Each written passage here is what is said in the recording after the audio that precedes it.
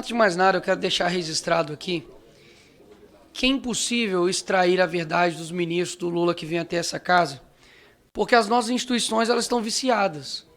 Já não há mais espírito público para se defender Estado, só defesa de governo.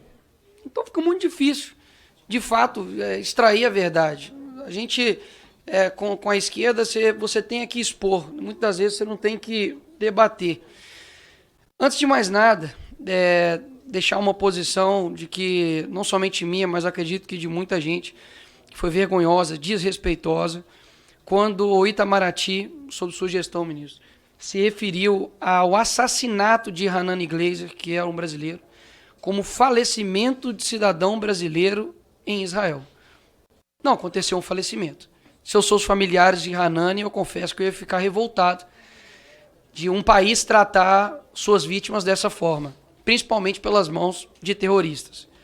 Além do mais, antes de fazer as minhas perguntas, são bem objetivas, basicamente é só sim ou não, de que eu ouvi aqui alguns deputados do PT dizendo a respeito, por exemplo, da suspensão, dos vistos de estudante pelos Estados Unidos, de que isso seria uma medida, enfim, praticamente totalitária.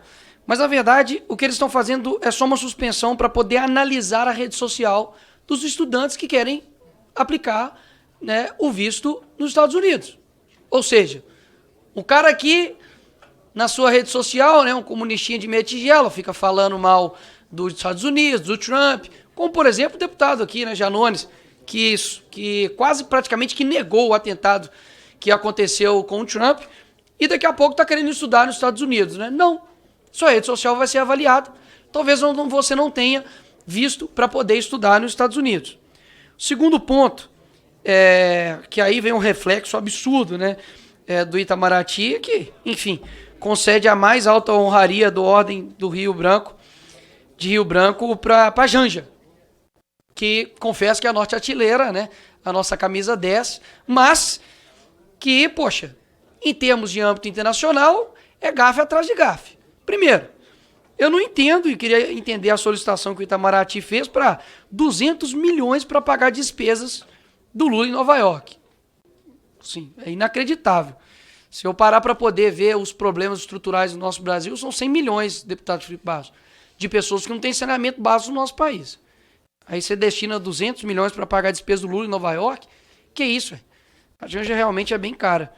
Que chega e xinga o Elon Musk, o homem mais rico do mundo, e não somente por ser rico, mas pela sua capacidade extraordinária, que praticamente ninguém fez. O cara literalmente fez o foguete da ré e manda ele para aquele lugar. Enfim, essa é a pessoa que, ao lado do Xi Jinping, pede para poder regular as redes aqui no Brasil. E aí eu começo as minhas perguntas. A PGR deveria também abrir um inquérito contra a Janja por ataque à soberania nacional, por quebrar o protocolo e fazer esse pedido ao presidente da China para poder regular o conteúdo do TikTok no Brasil? O ministro Barroso deve ser investigado por abolição do Estado Democrático de Direito por solicitar ajuda aos Estados Unidos nas eleições aqui de 2022. Terceira pergunta. Lula e Zanin, que na época era seu advogado e hoje é ministro do STF, devem ser investigados e presos por solicitar ajuda à ONU por supostos abusos de autoridades na investigação da Lava Jato? Quando o PT acionou a OEA, alegando que o impeachment da Dilma foi um golpe, eles também deveriam ter sido neutralizados, senhor ministro.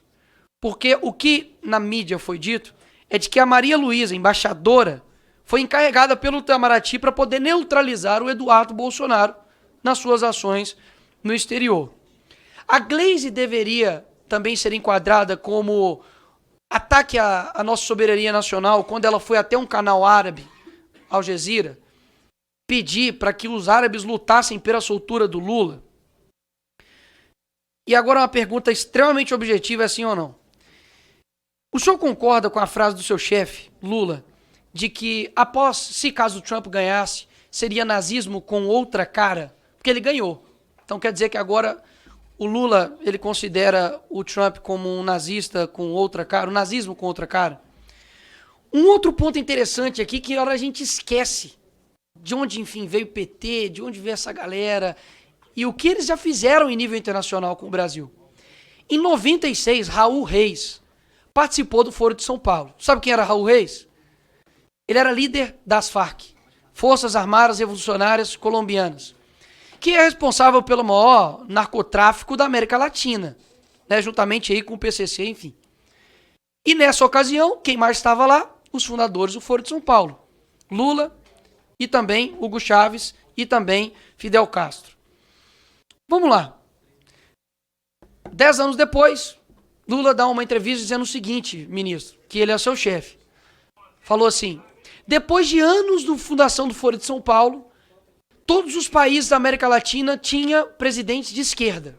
Ou seja, o Foro de São Paulo, que é uma organização extraterritorial do nosso país, fora, interferiu claramente nas eleições do nosso país. Até mesmo porque, depois disso, todos os nossos presidentes, a não ser Jair Bolsonaro, foram presidentes de esquerda.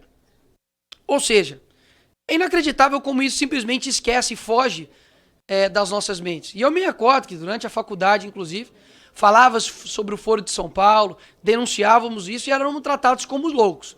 Se os senhores tiverem um mínimo de curiosidade, não é simplesmente um encontro de amigos que vão lá e falam sobre política externa. Não, há atas, há metas, e as metas são cumpridas. Ou seja, de fato, é inacreditável como o atual governo ignora não somente o seu passado, mas também tem ignorado o presente e tem deixado os interesses dos brasileiros de lado. O governo brasileiro recusa a sugestão, talvez, né, de considerar a PCC e Comando Vermelho como organizações terroristas. Ou seja, se o Hamas, Al-Qaeda ou outros, enfim, terroristas de fato, muitas das vezes há um receio em chamar os de terroristas pelo atual governo.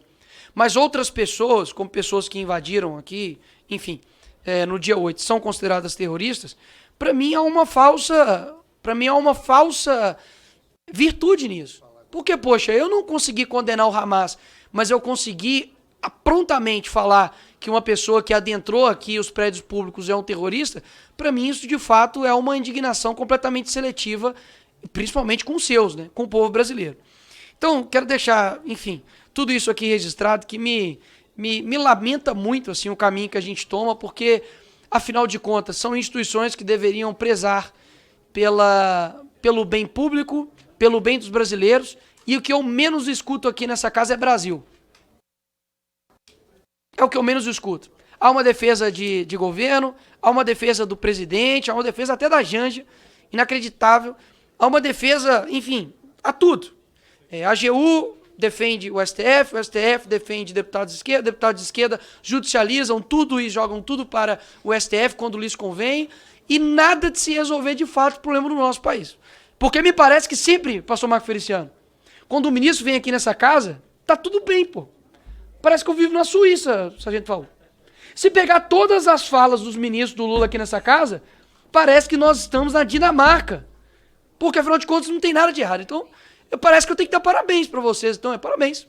Tá tudo bem, não tem nada que ser resolvido. O Brasil está caminhando, a economia está ótima, nossa cultura está bem, violência está excelente, a nossa imagem no exterior também está excelente. Meus parabéns pelo grande trabalho que vocês estão fazendo. Espero que vocês nunca mais voltem ao governo desse país. Obrigado, presidente.